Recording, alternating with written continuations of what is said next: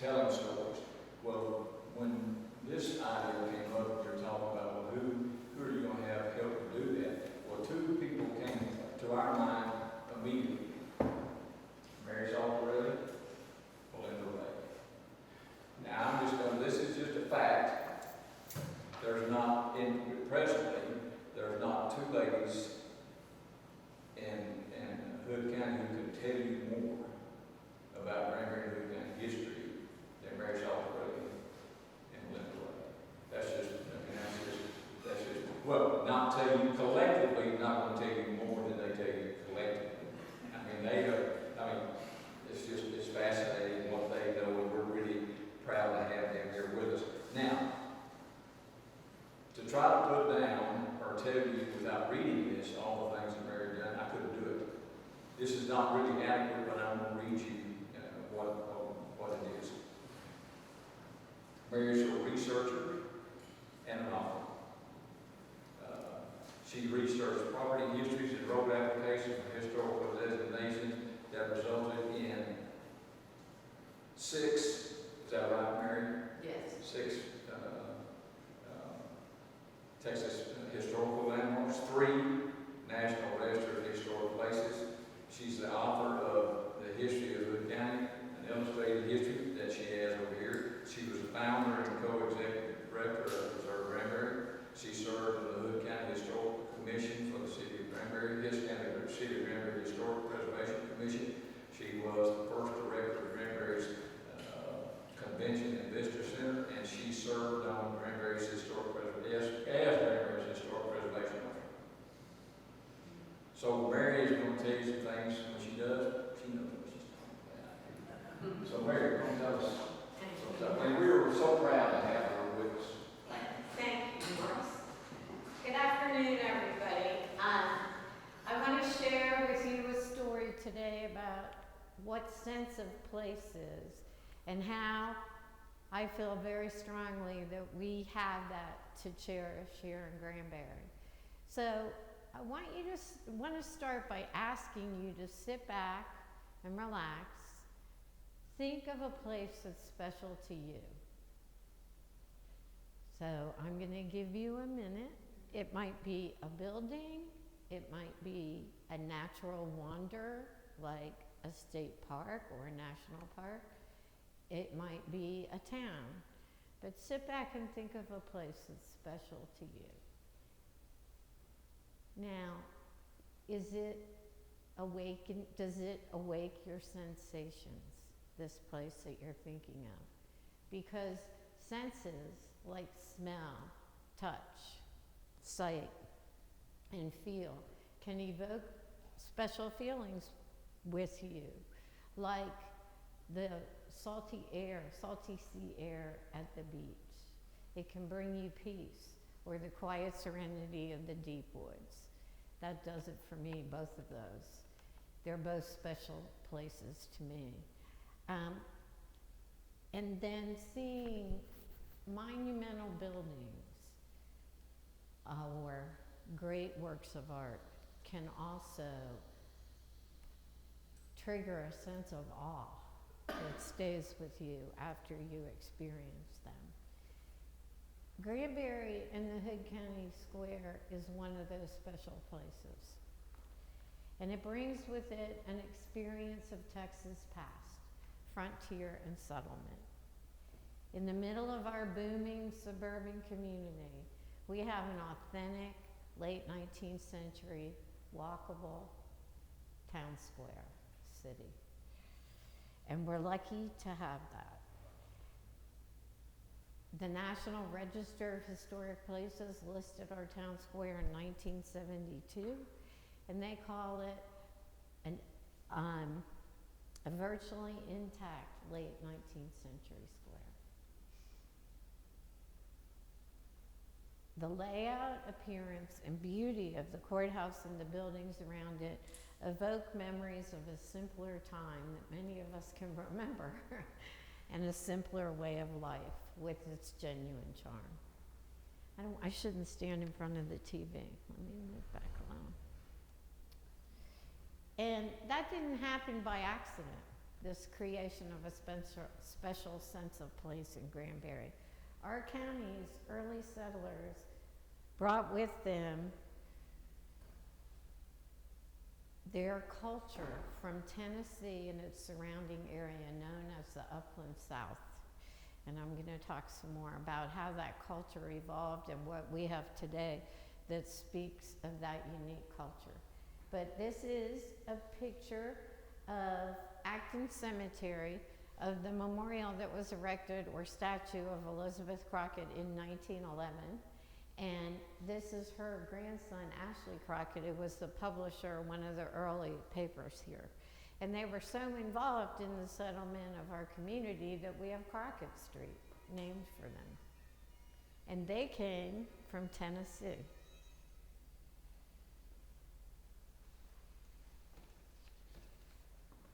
The distinctive culture of the Upland South developed during the early 1800s, and it's a blend of traditions from English, Scotch-Irish, Welsh, I'm sorry, I have to read this too, Swedish, Finnish, and German settlers who came from three primary, what they call cultural hearth areas. The lower Delaware River Valley, which if you look at this, it takes in a lot of Pennsylvania, including Philadelphia. So they came from the lower Delaware River Valley, the Chesapeake Tidewater, Maryland and Virginia area, and the Carolina Low Country. So these primary hearth areas were created when the settlers came. They brought their unique cultures from Europe. Here and here, it was mostly English, but also Scotch-Irish and Welsh. And then up here, a lot of German and the Swedish and Finnish cultures. Then as they started to move west, they created, you can see on this if you can read it, secondary cultural hearth areas, which took years to develop. And those were the Carolina Upcountry, the North Carolina Piedmont, and the Shenandoah Valley. And then from there, they went to East Tennessee and established a culture they call Watauga. And then they went to Middle Tennessee, and that's where the Upland South, it's called, culture really came to be and developed in the early 1800s. And this shows you, and it really doesn't stick to state lines, but it shows you what's basically considered where the Upland South culture was prevalent and developed.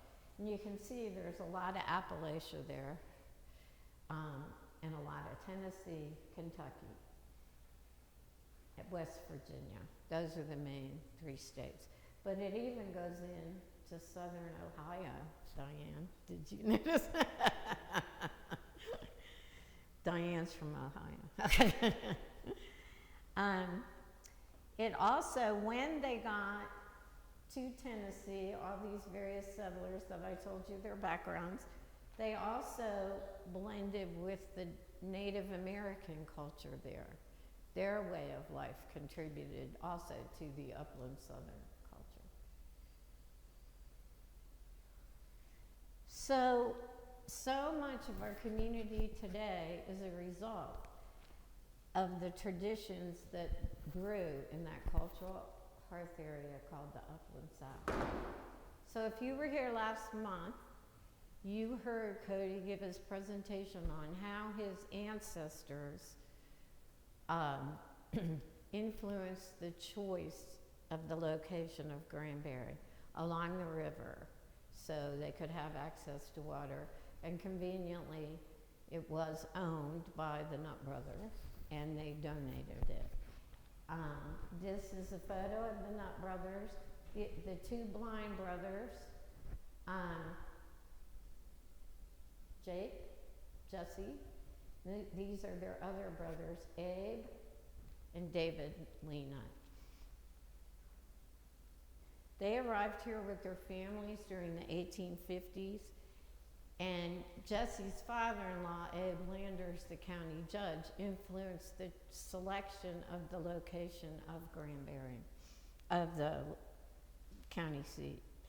And they all originally came from an area called Bedford County in Tennessee, which is just southeast of Nashville. And it's part of the Upland South. And at the end of the Civil War, even more settlers from the Upland South surged into north central Texas looking for new life in the frontier. This is the Nutt Brothers grocery store that they established on the town square after the location was chosen and the city was platted. The landscape of Granbury, the layout of the town square, which is the home to government, justice, and commercial enterprise, is identical to Shelbyville, Tennessee, the seat of Bedford County, where the Nutt Brothers came from and Abe Landers came from originally. Now, and it's called a Shelbyville-style square. That's what our square's called.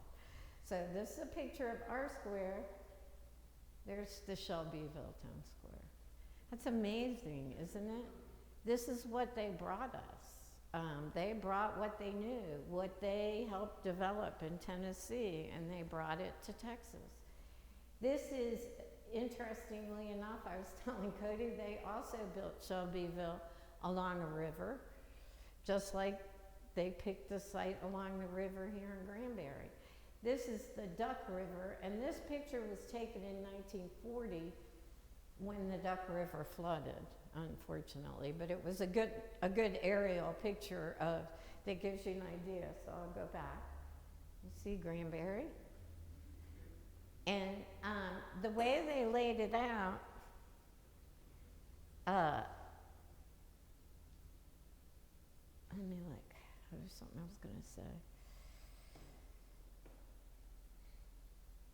It allows for a maximum concentration of businesses because there are other layouts where the streets intersect in the middle and you can't get as many businesses around the square. So one of the reasons why this layout was so popular was because they could really pack the commercial enterprise in there around the square. There's Shelbyville again. You can also see, this is an early map of Granbury that was drawn right around the time the town was platted. And you can see in this map the symmetry that they continued out from the square once. It was a very easy way to plot out your town. It's very symmetrical and it's centered on the courthouse. So many of the families who came here from the Upland South, most of the families who came here from the Upland South were not wealthy. They were yeoman farmers, hardscrabble farmers who had their own farms in Tennessee, and they were not wealthy enough to bring slaves with them. So this is one of the things that is still reflected in Granbury and Hood County today. It's really interesting how much of their culture, besides just the square, has come down through the years to all of us. We still have a very low diversity of population because they did not bring slaves with them. And they were Protestants. And interestingly enough, this church, one-room churches, simple one-room rectangular churches with no steeple, is one of the things that people from the Upland South worshiped in for years and years. And this church was built in Granbury in the 1870s. So we're sitting in a building that's a hallmark of the Upland South culture. Also, the selection of the cemetery at the highest point overlooking the square That's another hallmark of the culture that the Nuts and Landers and other settlers brought to us. But these religious, hardy settlers also enjoyed Appalachian mountain music and moonshine, which is something else they brought. And this is Abe Lander's grandson, George, at his bar on the north side of the town square. So they enjoyed that, and many of you know this, but Somerville County was once part of Hood County. Glen Rose, still to this day, is a big bluegrass area. They have outdoor bluegrass festivals all summer long. And they're also known for the manufacturing of moonshine in the hills around Glen Rose. So it's just amazing to me how this culture was handed down over the years. And so much of it has been retained, which is great. After the town square was platted, the lots were sold during the 1860s through 1871. And the first buildings were constructed of logs or rawhide lumber hewed from the banks of the Brazos River. And that was a result of the availability of materials and the lack of transportation. And that's something that stayed in Granbury when they built more lasting buildings like we have today. So many of the settlers were attracted by advertising touting Granbury and the sale of the lots. And one of them, I want to back up and mention that in September, on September 18th, Melinda Ray, who's sitting right here, is going to give a talk on that era of Granbury, where the buildings were built of rawhide lumber. So I wanted to mention that.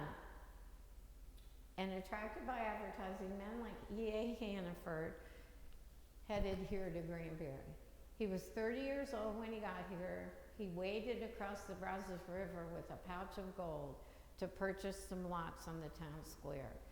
He was from southern Ohio, which is part of the Upland South, and he served in the Union Army. And his home was also very close to Kentucky, which is a big part of the Upland South.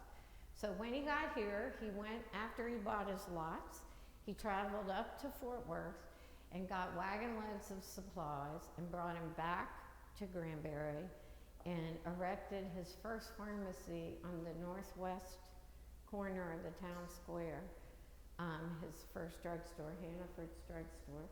And this is what it looked like when it was built as a permanent building, no longer in a tent. He and the other businessmen in Granbury joined together and donated $25,000 to build a bridge across the Brazos River, because he opened his drugstore, and when he brought those wagon loads, again, they had to ford the river. There was no way for them to cross the river. And in order to entice business, these businessmen joined together and raised $25,000 to build the first bridge across the Brazos that was north of Waco. So, events like that, watershed events in history, spur the building of what we have today, the town square that we have today, and the sense of place that we have today. So within 3 years of building the bridge, he builds a permanent building. He also had gotten a quit claim deed from Milam County, because all of the Granbury Hood County land was originally part of Milam County. And Melinda's going to talk more about that and why they had to get a quit claim deed, but that also made people more willing to build enduring edifices like this. Also, other settlers started building buildings. Two of them were Dan Cogdell and John Traylor, who opened a private bank, and it soon became First National Bank. But this is the original First National Bank building on the corner of where it is located today. The staircase that you see on the outside is gone, but that's the original bank building. Oh, I didn't mention this. When Hannaford advertised his store, he advertised it as being in the arch block because he was so proud of the arcaded front of his building, which I think is really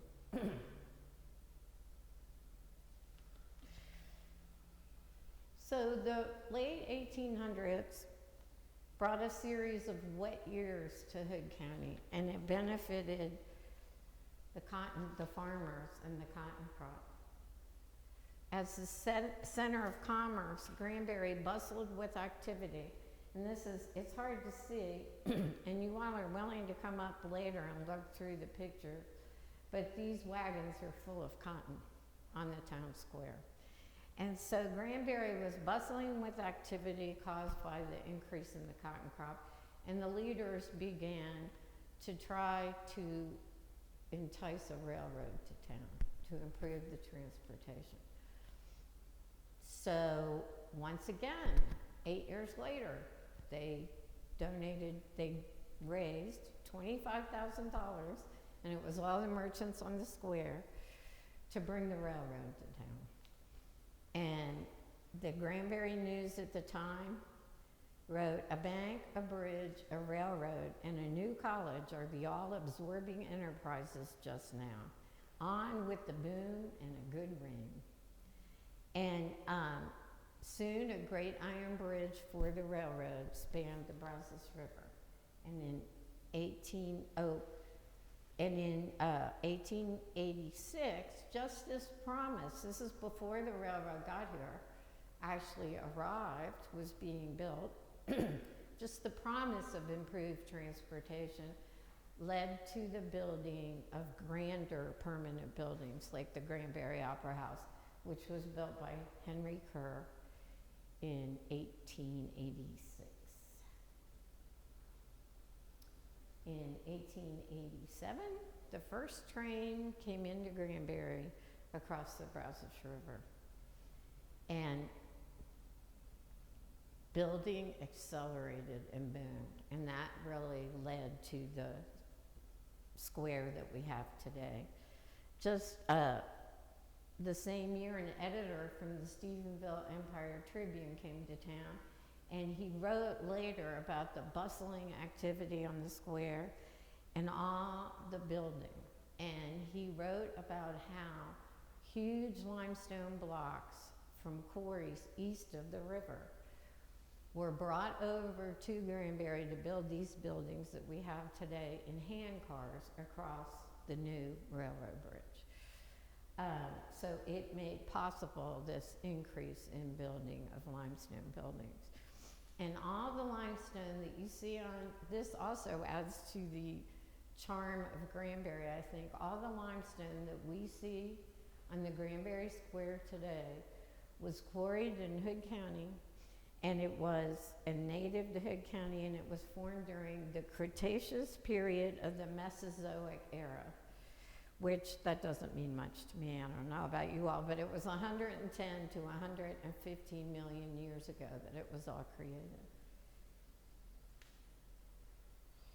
In 1891, all of this increased prosperity spurred the county to build the crown jewel on the square.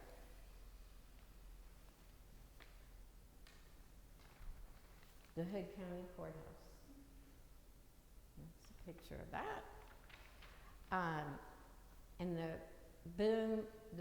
booming population caused by the wet years and the coming of the railroad led to an increase in Granbury's population to an all-time high of 2,250 and the county's population to 10,000. So different from today.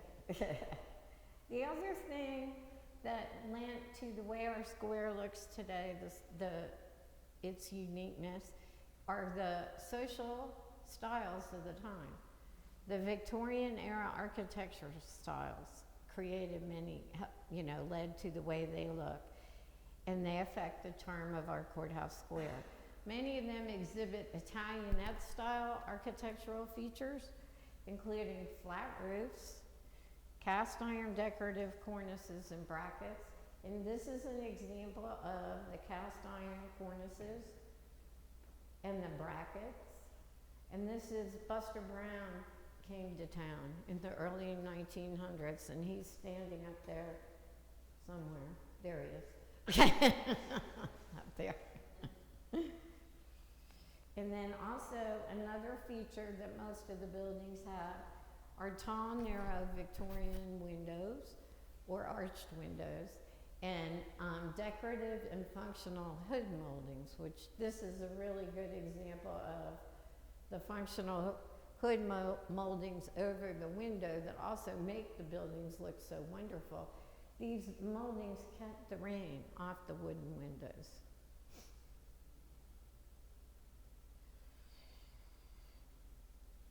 The coming of the railroad also made it possible to add some buildings of brick to our town square, which are in the minority, but we have a couple. And this beautiful red bank building, owned by Scott, who's here with us, was built in 1905, and it's built in the Richardsonian Romanesque style, which is a Victorian era style of architecture that is uniquely American. It was developed in America in the late 19th century. So, all of these things together led to the creation of our town square and its special sense of place. The things we talked about, the people, their cultural backgrounds that they brought with them, the natural setting that provided the materials that were used, and the watershed historic events like the building of the bridge and the coming of the railroad, and the social styles of the times, the style of the architecture. It all coalesced to create the Hood County Courthouse Square. While much of Granbury looks like every other town in the United States, the historic district is special, an authentic late 19th century center of commerce. Hold on, I got my pages mixed up. How did I do that? And it's surrounded by the original neighborhoods that grew around, radiated out from the square that were within walking distance of it. And it's all nestled along a beautiful lake. So the next time you're on the square, notice the vernacular features that make Granbury special. The architectural features and the materials. They make it uniquely Granbury. Many visitors are so charmed by Granbury and by the square that they come back and become permanent residents and donate to our growth and vitality. Other towns like Southlake actually modeled their town square after ours and the buildings on it. Far-sighted preservation saved the Granbury Town Square for us and its special sense of place. And I think it's vitally important that we all continue to preserve the special sense of place we have here in downtown Granbury and the heritage that it reflects that many people aren't even aware of. I think that teaching our children to cherish the heart and soul of our community, downtown Granbury, is really important. And if you want to contribute to the cause of saving Granbury history, become a friend of the Bridge Street History Center. And I am happy to answer any questions that you have. I want to mention before we start with questions that I brought several books that I used as references material, so you're welcome to come up and look at them. There's a great book about experience of place or sense of place. There's a good book by a cultural geographer called the Upland South That's the field that studies all these cultures. And there's a book on Texas town squares, and then architecture books, and several Granbury and Hood County history books. So please feel free to come up and look through those. Do any of you have any questions or comments you'd like to bring up? Yes? So what year did the courthouse there burn? Wasn't there a fire? Yeah, there was a fire. This is our 5th courthouse. And I think it was the 4th courthouse that burned. And I think it was in the 1870s, but I don't remember. Do you remember, Melinda? What year the courthouse burned? 1875, so I was right, 1870. And the funding for the courthouse was given from the state in 1971. And according to something I just found out, it must have been finished by 1872 in February because they celebrated the opening of the courthouse as a Washington's birthday ball. Yeah, how cool. Any other questions? I have one, Mary. Okay. I've heard the limestone blocks, you know, like a lot of the buildings are, I've heard that referred to as Granbury stone by some people, but is that just because we're in Granbury? Or like if you go to Cleveland or Weatherford or surrounding towns, do they call it Granbury stone? I don't know. I know that all of this is native Hood County stone. Yeah, I've just heard people refer to it as Granbury stone, but Yeah. I don't know if that was just. But I don't know if the other towns also call it Hood County. I've heard it called Austin stone by builders today, but I don't know what that means. Well, follow-up question, you mentioned the rock quarry east of Granbury. Yeah. Rock, do we know where that? No, I do not know where it was, and I never realized. I had read previously there was one north of Granbury, so there may have been more than one. You know, there may have been some east of Granbury and some I know north. there's still some rock quarries between here and Crescent. I just wonder if some of those. It could be that area, yeah, yeah. Because during the geologic times, we were in, where we are now was a marine environment, and the advancing and retreating of the water is what helped form those mesas that we have, like Comanche Peak, and those ridges that we have in Crescent, and it's all limestone. I'm sure many of your yards are like mine used to be in Heritage Heights. You put a shovel down to plant a plant and you hit limestone. Yes. You touched on it somewhat about the controversy of the point where Granbury became the county seat and not Acton, and then not voting for Forest Spring. Mm-hmm. Can you tell a little bit about that? I think that's an interesting story. Well, that's what Cody's talk was really about. They had 5 elections, and Melinda's going to talk more about this during her talk, so if you can come back next month, she will go over it in detail. So that would be my advice, is to come back and hear what she has to share, because she's going to go into that more in detail. It's a long, complicated story, but I've tried to do this. Yeah, but What we're doing that next time.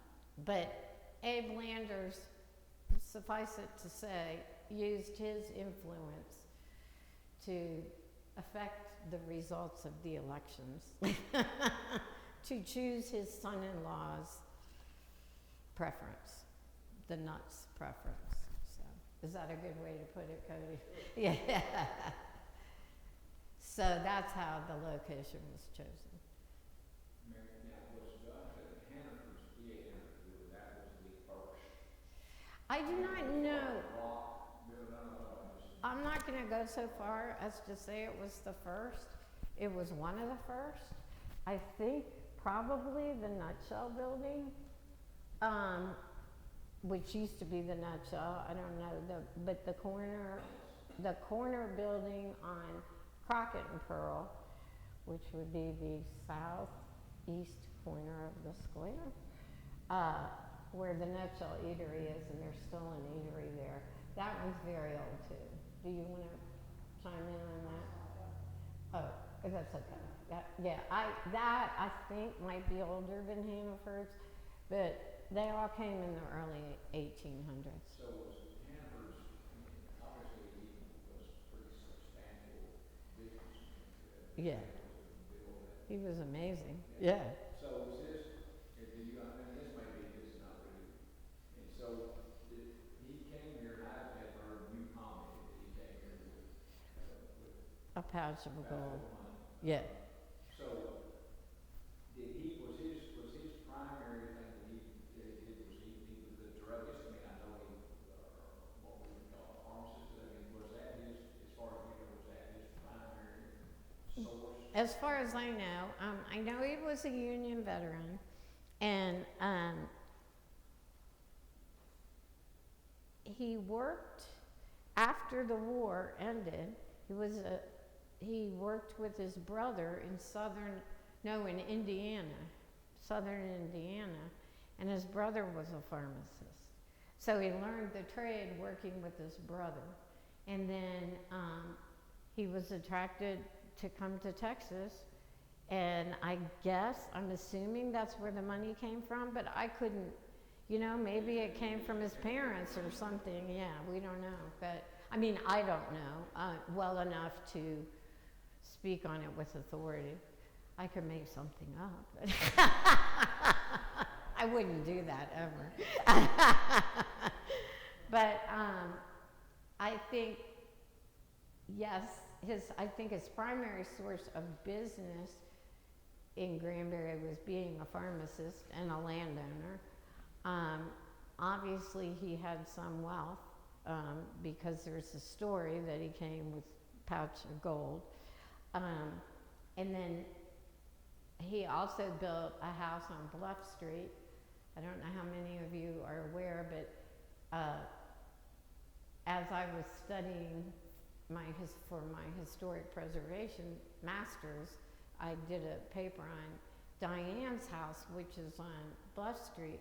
But for urban history, they all were developed as walkable cities. That's why so many cities like Washington, D.C. and Boston have tiny little streets, and when you get in downtown Boston, you can't drive around because it wasn't built. It was built as a walkable city. And so the merchants built their houses right around the squares, and they got up and walked to work every morning. And he built his house at the end of West Bluff. He's right down the street from Diane's house. Is it Lancaster Street? Facing down Bluff Street. So it's the historic house set back from the road that faces east. And he owned that whole block. And he had a carriage house and tennis courts. So he did very well. There was money that came from somewhere. But he bought the whole city block that his house was located on. Yeah. One of the things that stands out about Granbury is, and tell me if I'm wrong, we look like kind of a middle class community, don't we? You look at some of the other small towns in Texas, we don't have any mansions. We have a couple, but not like they do. You're right. No.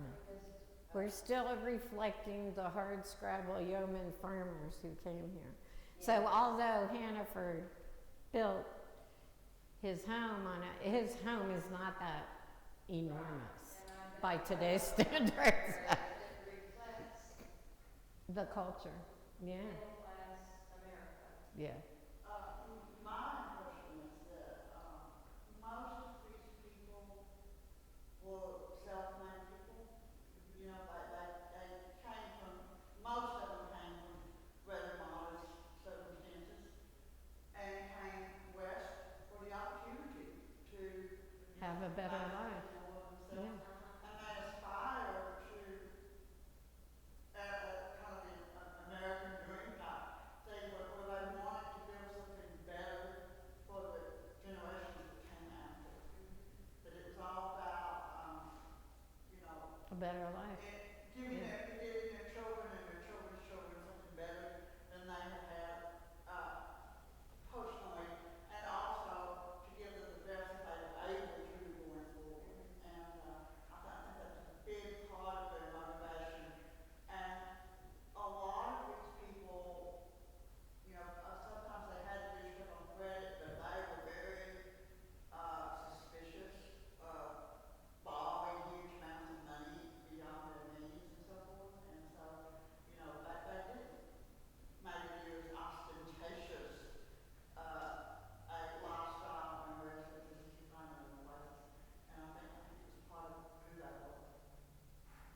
Any other questions or comments?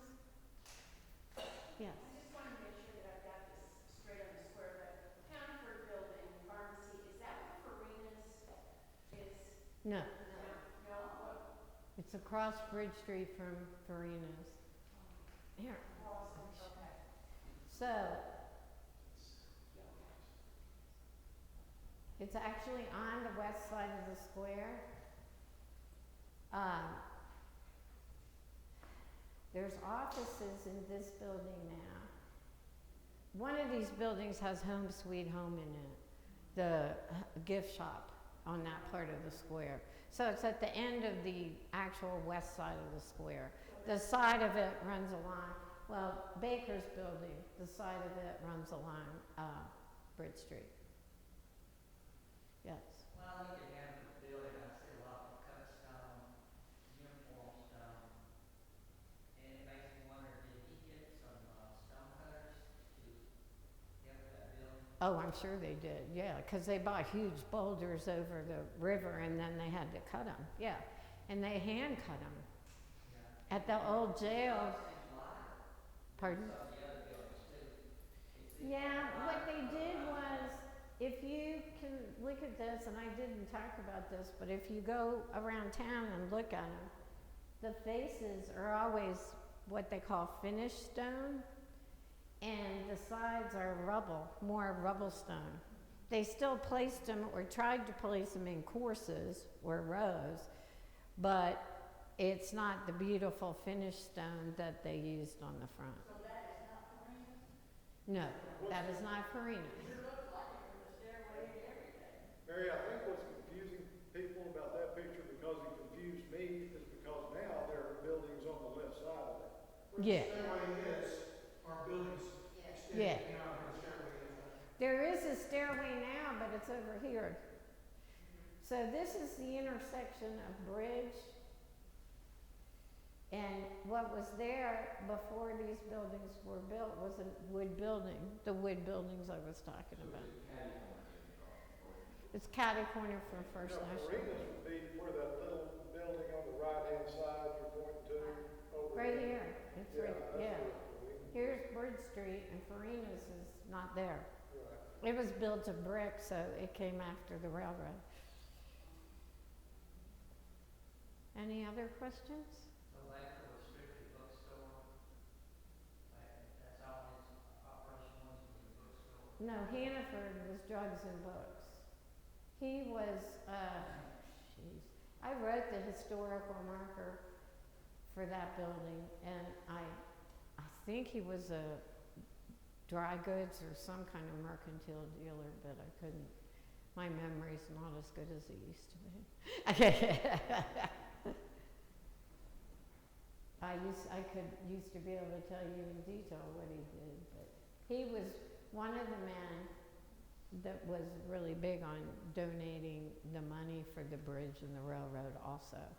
So he and Hannaford built their buildings at the same time, and they made them look exactly alike. The other thing that's interesting that I didn't mention, one thing that's really special about Granbury's architecture is on the north side. You'll notice that the cornice on First National Bank, can you see it up there? You can't really see it here, but there's a decorative cast iron cornice that was built originally on First National Bank. The buildings that were built next to it later, that the bank acquired, two of them, were different. And in the early 1900s, there was a fire in those buildings on the second floor at the roof line. And so when they did the repairs, they continued the bank's cornice all the way across the north side. So the next time you're down there, you can stand back and look at that. But that's a Victorian era cast iron cornice that they continued to when they repaired from the fire. Any other questions? Just one comment I find is interesting when you're talking about the layout of our square. Yeah, Our it's courthouse is just so perfect. You go to Weatherford, you see where the Parker County courthouse is, and it's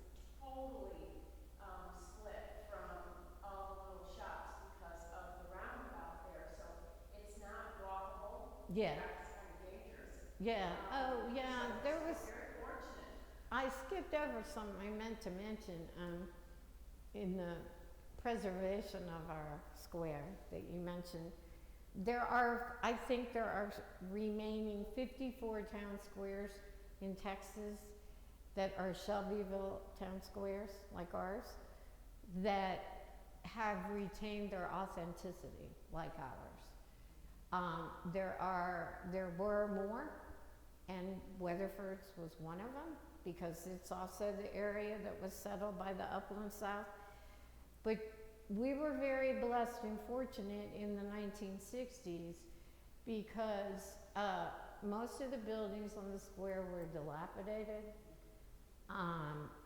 falling apart, and when the city had very little money and the county, but they went together during the 60s, during the time of urban renewal. I don't know how many of you are old enough to remember urban renewal, but they hired a consulting firm to look at the town square. That's the same time that Weatherford changed their town square to a roundabout during urban renewal. And I'm sure a big leading planning firm developed the roundabout. And, but we hired, our county and city joined together, having very little money, and hired a consulting firm. And they recommended tearing down the south side of the square, where the Opera House is, because they knew the lake was coming, and they wanted to open up the view to the lake that would be there. So are we not blessed that that didn't? We were very lucky that they got together, and that plan, I was told by former Mayor David Southern, that it's still in the mayor, or it was when he left, that plan was still in the mayor's office that they submitted to tear down the south side of the square. I'd love to see that. You need to ask for that for the History Center, because we're very lucky, and that helped preserve, and that's what we have to keep working to preserve, so that doesn't happen on the next round of urban renewal. In that vein, I've been told, I wouldn't know this, but I've been told that Mary Watkins at one time said that as hard as the years of the Depression and Right. the war was, that we were blessed by To be poor. Yeah. and And that people couldn't afford right. to even tear the building down. They couldn't afford Right. They couldn't afford to. They couldn't afford. And when Melinda's going to do a talk in September and a talk in October, but in November, I will be doing one on the restoration of the town square during the 1970s. So that will talk about a lot of those things, like the urban renewal plan. And Jimmy Dixon told someone, I read in an interview of him, he was mayor here in the 60s and early 70s during the restoration. He said that when he became mayor, he couldn't turn the light bulb on in his office because the city couldn't afford the electricity. That's pretty poor. Any other questions or comments? Yeah, it's also a Shelbyville style square. So even though squares like Glenrose were developed after ours, they still continued that same simple symmetry plan. So and they also brought them the moonshine and the bluegrass. Okay, well. One question, that style, the Shelbyville method, did that include dimensions, or is that just the style? It includes the way that the streets come into the town. Let me see.